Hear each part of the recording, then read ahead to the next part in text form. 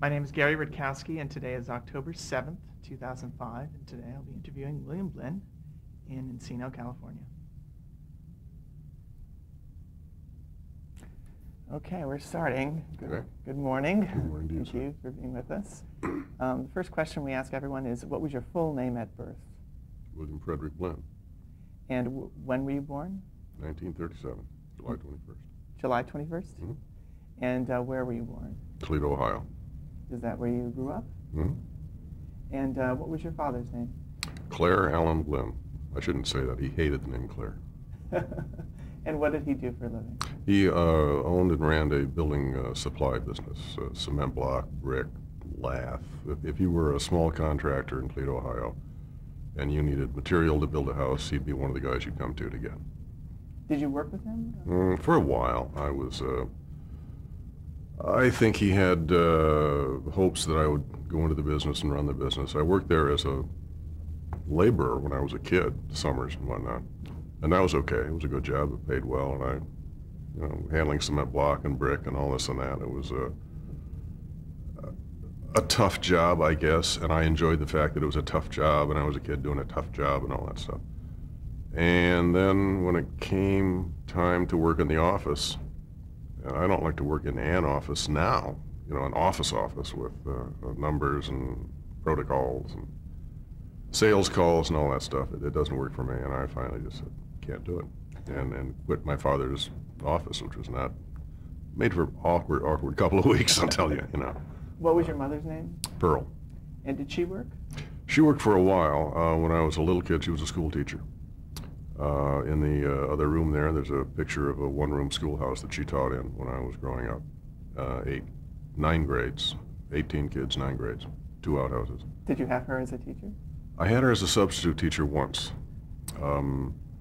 which I was like maybe 2nd grade, something like that. So I honestly don't recall it all that well. I do recall that she felt, having gone to class now with me, that I was not learning what I was supposed to be learning.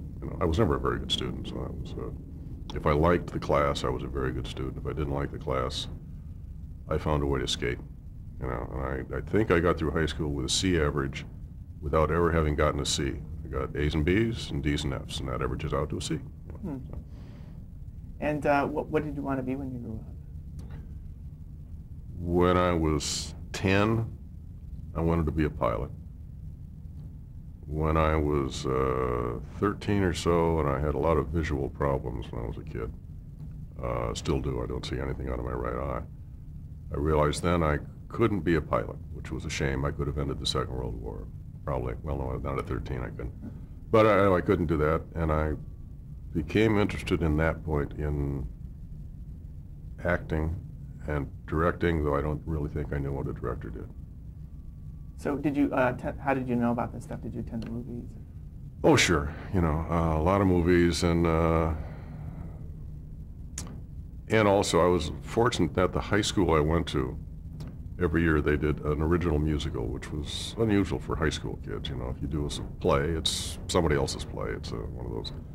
But we did, for whatever reason, they did a musical. It was written in a bizarre way, which is they'd have auditions, and they'd decide after the auditions, okay, we have 6 tap dancers, we have 2 barbershop quartets, we have 3 mezzo-sopranos, we have 9 pianists, and blah, blah, blah, blah, blah, and that was your menu. And you had to find a story that somehow could fold in and work out. And I was one of the writers on that, and ended up being, I guess, the chief writer, and did a majority of acting in it. And it was, I'm sure the shows were dreadful. I'm sure they were dreadful. But it was terrific discipline, because it got me on stage, and that was fun. And I was never a great actor, but I was okay. I had my moments. And also, the writing was intriguing and invigorating and challenging. Did you have favorite authors, or was there any literature that you read? At some point, and I really, it'd be hard put to tell you when, I hooked on to an author I still love, John O'Hara, who was very popular in the 40s, 50s, late 30s. He felt he should win the Nobel Prize for Literature and made no secret of it. Saying that was probably a mistake. For a while, he was a rival of Hemingway. I think over time, he's been relegated to the B list of writers of that era, but not for me. I still read him, I still enjoy him. I find his ear for dialogue to be one of the best this country ever produced. And then when I was a kid in New York, I happened upon a book, I don't know how, called Temple of Gold. And I was just touting this book to everybody. This great, wonderful novel written by somebody I'd never heard of named William Goldman. And I remember saying to people, but you won't see another novel out of this guy for 15 or 20 years because he has taken the first 20 years of his life and put it on every page. And then a year later, Goldman came out with another novel, and 2 years later, he came out with a novel after that. And he's a wonderful novelist, obviously a brilliant screenwriter. I'm sorry a little bit that he stayed with the screenwriting, because I feel his novels are really, well, they're very good. He's just a fabulous writer. He just has that click, you know, that thing that responds, and his novels helped me only because they had such a conversational tone. He was sitting with you, he was reaching out his hand, he was putting his hand on your shoulder, and he was telling you the story, warts and all. And but favorite author, John O'Hara, Hemingway a little bit, James Baldwin a little bit. But there were so many novelists back then. The novel has gone away, unfortunately. But there were so many novelists, and I can recall sitting in coffee shops, and the conversations would go on for hours talking about the various novelists, William Styron, Mailer, God knows. But that, I don't know what kids, I guess, they talk about directors. I don't know. Did you have any siblings? Yes, I have a sister. She's a retired school teacher in Ohio. We're very close, and I think one of the reasons we're very close is that she's older than I am. So that when I was growing up, when I was 5, she was halfway through high school. You know, when I was 8, she was in college. You know, I mean, it's a very warm relationship. We speak every week. I was back there about a month ago visiting, and one of the things I'm delighted with is that my son and daughter are equally close. They are each other's best buddies. And I love the fact that they have very much the same kind of relationship I have with my sister, because it's as you get older, it just becomes more precious. What is her name? Shirley. And did you go to college? Did not.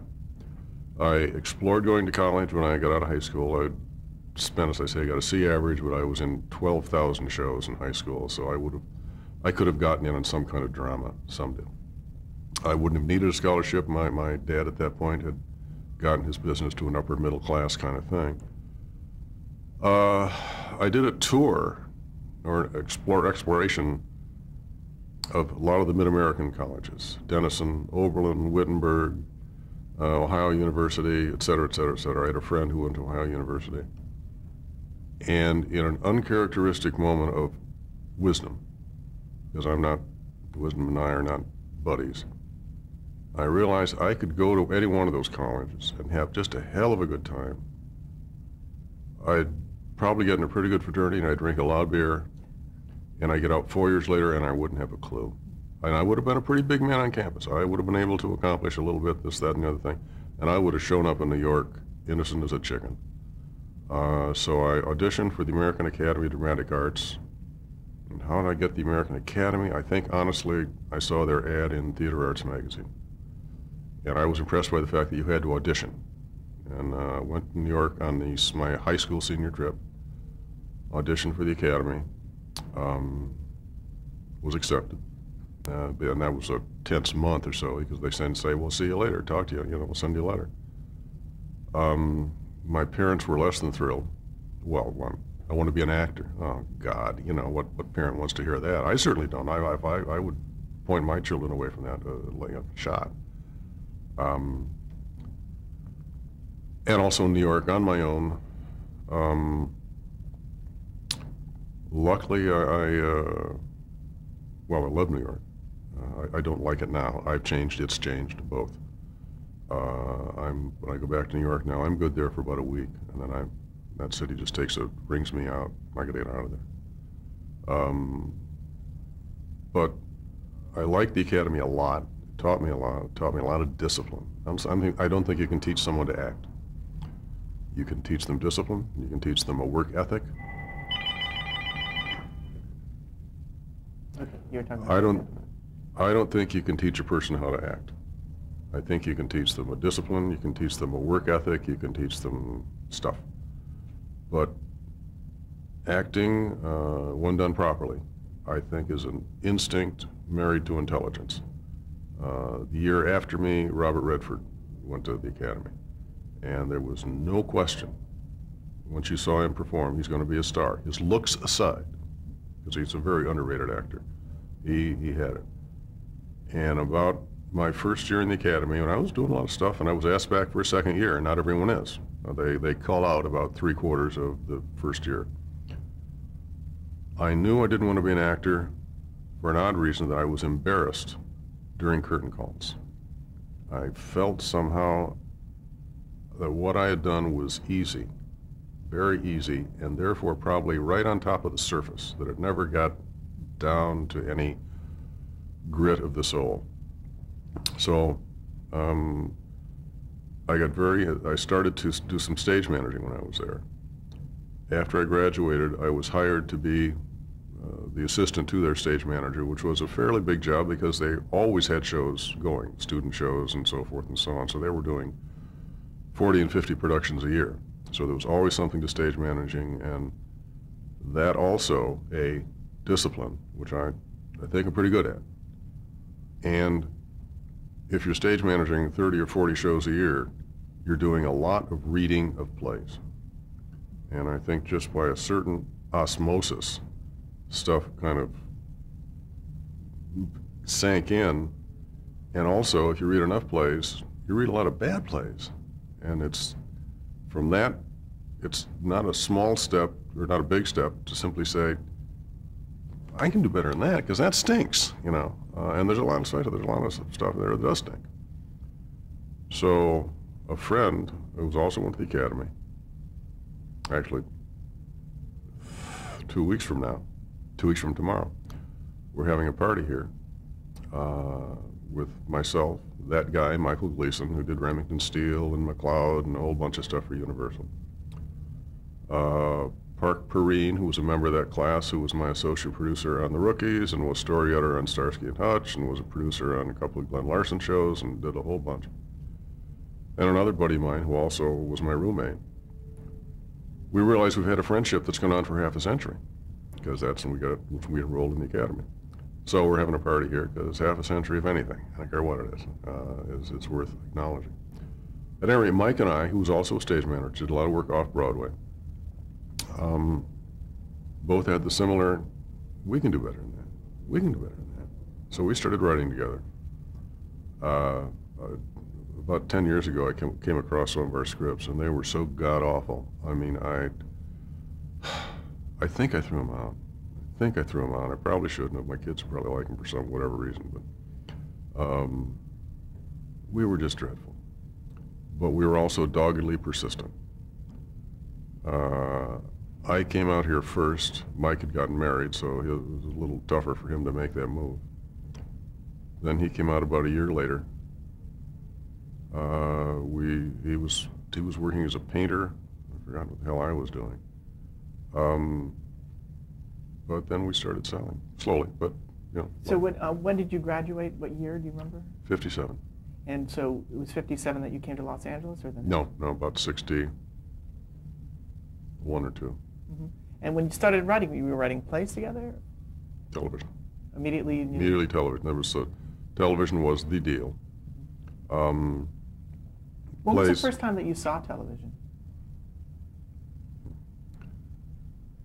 Trying to think, if I could nail the year, it would probably be 1947 or 48. A friend and myself were trick-or-treating on Halloween. And back in the Midwest at that time, trick-or-treating meant tricks were part of the deal. Pinning doorbells, soaping windows. I mean, there are some vicious, awful tricks were done, and that was great fun for an 11-year-old boy. That was great. And we were going up to somebody's door. Now they just come around, they ring the doorbell, you give them candy, they walk away. Dull. we were walking up to someone's door, probably to ring the doorbell or pin the doorbell, or there were a lot of stuff that was less polite. And as we walked up to their door, we walked past their picture window, and we glanced in, and there was a family gathered around a set, and the screen was about probably this big, no bigger than that. And what was on, black and white obviously, was a single camera coverage of a high school football game in Toledo. The Vilbus High School and somebody, I don't know who. And there was no such thing as a zoom lens. So all they could do was pan this big wide shot. There were no close-ups, there were no shots at the bench, nothing that we are aware of now. But I was looking at a picture of something that was taking place about 12 miles away. Amazing, astonishing. And we both stood at that window like the little match girl, just we couldn't believe what we were seeing. The family eventually realized we were there and were nice enough to invite us in. And we went in and sat there on the floor and just mesmerized. Probably didn't understand what we were seeing in terms of the game. Then at that time, television sets were not common in the home. They were much more common in restaurants and places where people went to eat and drink and whatnot. And they would advertise, you know, TV here. And one of my father's friends sold beer coolers and equipment to bars and restaurants and so forth and so on, and one of his sidelines was television sets because it was the same customer. And we would go down on a Saturday night to his place of business, which was essentially a showroom for beer coolers. And he had a set, and it probably was a big set for its time. It might have been 16 inches. And it was, you know, we were impressed. And it was wrestling. That was what was on. You know, and at the time, I give myself a little bit of a pass. Again, I was like 11 or 12, so I got into it. But there must have been probably 12 or 14 friends gathered around on metal card table chairs, watching, fascinated, yelling for Gorgeous George and going through all this stuff. You know, I can't believe how corny we were, but it was kind of endearing. And I also remember very well, later on, when I was probably 13 or 14, we then had a set in our house. We were supposed to go out to dinner. We're all going out to dinner. My sister was at home from school, Denison University. My parents were going out to dinner. We were going with them. And there was a Studio One on television that night. And neither of us could leave until we saw the end of the show. Because that was a pretty good show, actually. And actually, I think I can tell you what it was.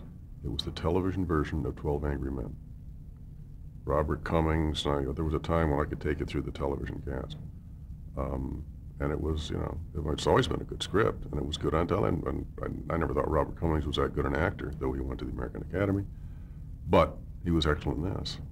But I remember thinking we were driving out to dinner after, and my dad was very angry that we delayed dinner by half an hour because we needed to see it. And I can remember thinking, wow, what a powerful thing this is. Well, you know, almost more so than movies. You know, I don't ever recall a movie that gripped me that much. And actually, at that time, I think it's safe to say the writing in television was a lot more adult and pointed and focused than a lot of the writing in the theatrical field was. Was there an excitement because this was going on live as well? Yes, yes, yes.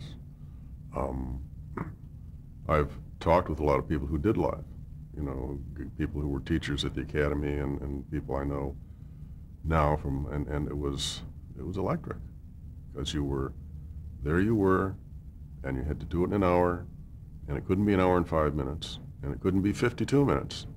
And you would get to that last 20 minutes, and it was speed it up, slow it down, drop the scene, you know, go from here to there. And there's a wonderful story, and you talk about they were shooting one of the very first studio ones. It was directed by a man I knew slightly, Worthington Minor. And it took place in a German U-boat. And it was about the German U-boat being sunk at the bottom of the ocean and whether or not they would be rescued in time. Okay.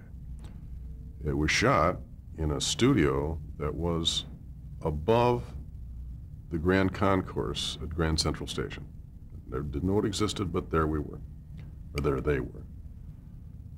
And the director, Mr. Miner, as the play went on, you know, the sub slowly flooded. So they had planned on eddying water into the studio, so forth and so on. Well, they couldn't rehearse that because it was just too much. It was impossible to fill it, drain it, fill it, drain it, fill it, drain it. So about midway through the third act, and I believe it was a 3-act format, he glanced down to the floor of the studio where this was taking place and realized the level of the water was rising to such a point that it was close to the electrical connectors on the pedestal of the cameras, which were huge in those days, which were just mammoth. And the pedestal was like this high on the floor. And he realized the water was getting fairly close to the electrical connectors.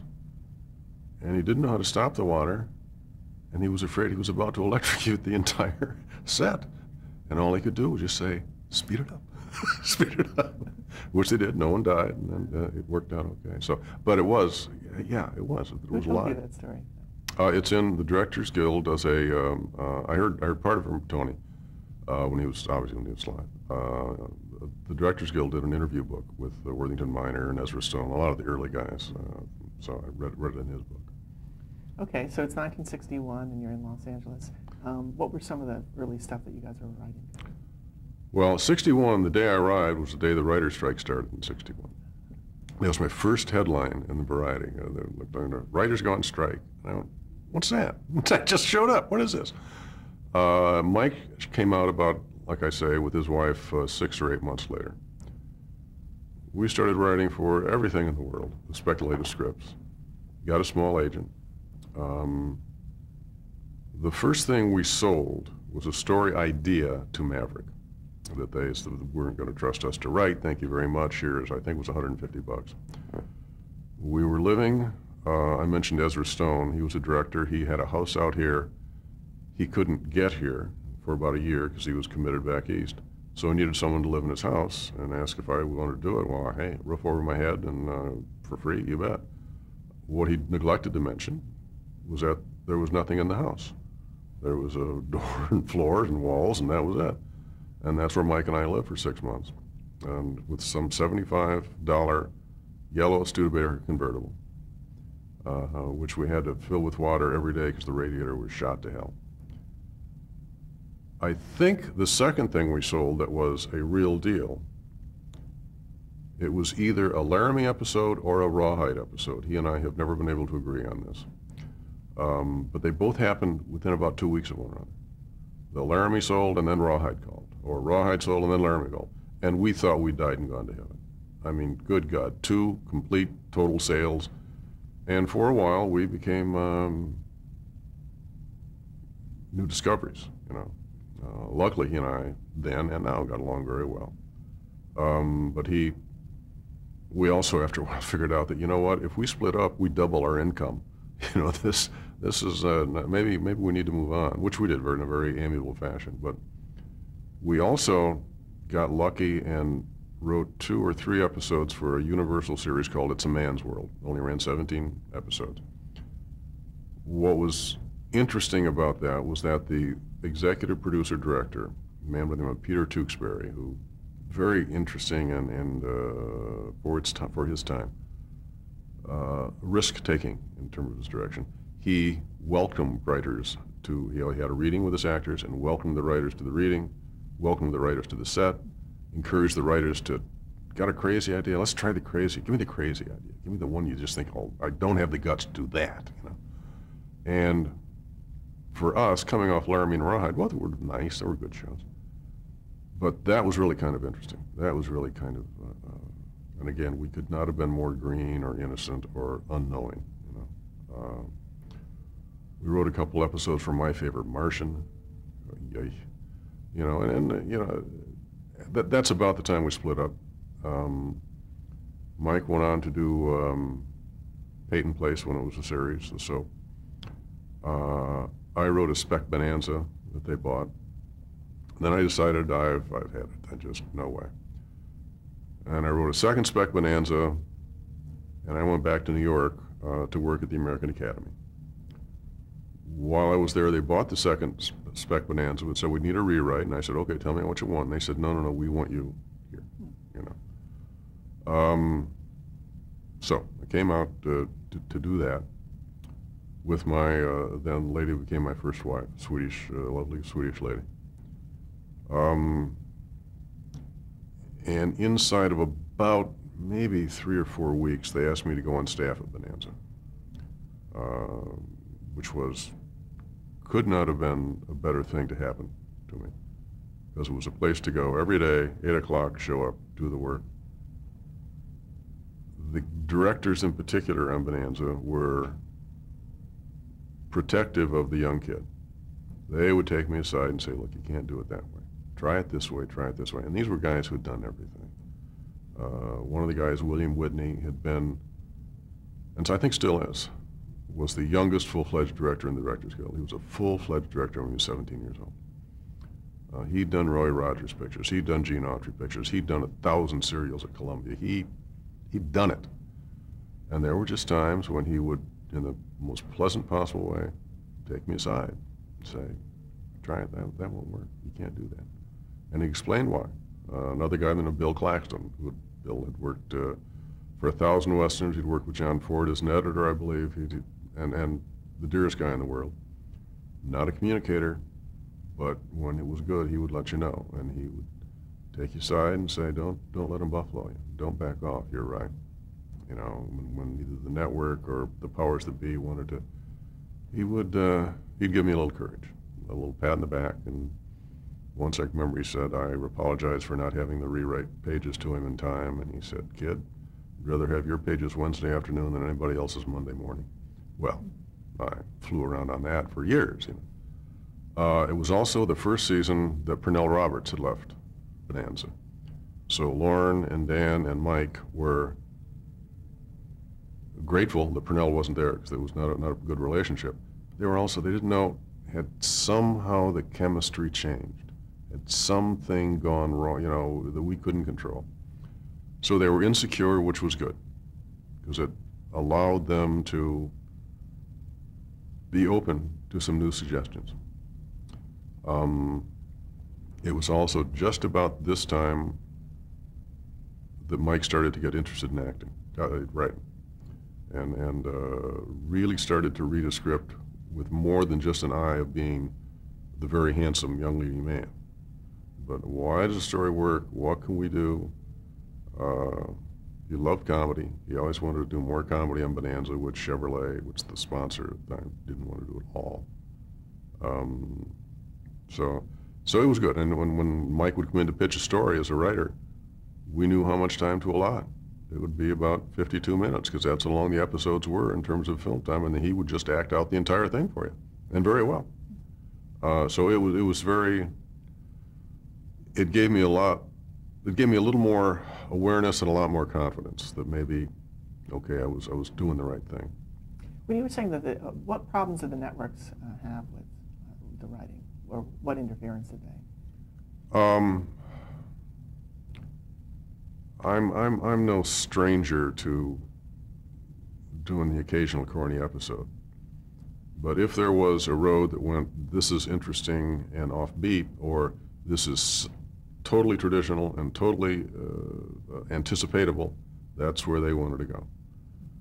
And they did some episodes that I was just embarrassed by. I'm glad my name isn't on it, because this is just so derivative and such a copy of what was on, you know. So there was always that. The guy who was my boss, the story editor, Denny Petitclerc,